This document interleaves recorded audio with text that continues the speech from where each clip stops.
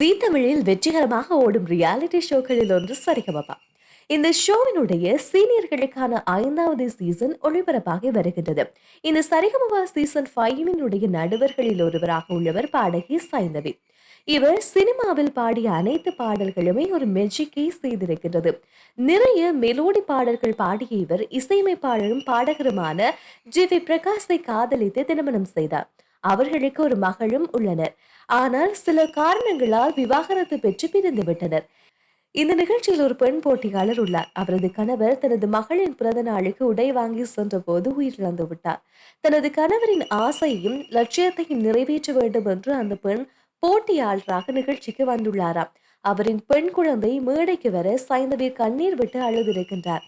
சைந்தவி பேசும்போது குழந்தைகள் மேல் எல்லா பெற்றோர்களுக்கும் அளவு கடந்த அன்பு இருக்கும். அவர்கள் கேட்கும் முன்பே வாங்கி கொடுக்க ஆசைப்படுவார்கள். ஏதோ ஒரு காரணத்துக்காக இந்த குழந்தையின் அப்பா இறந்து போயிட்டாங்க. தந்தை இல்லாத வலி எந்த குழந்தைக்கும் வரக்கூடாது என்று நான் நினைப்பேன். அந்த குழந்தையோட மனசு எப்படி சந்தோஷமாக இருக்கணுமோ, இந்த சரிகமபா செட்டில் இருக்கும் அனைவருமே அந்த பெண்ணுக்கு சொந்தம் தான் என பேசிக் கொண்டிருந்த போதே கண்ணீர் விட்டு அழுது விட்டார்.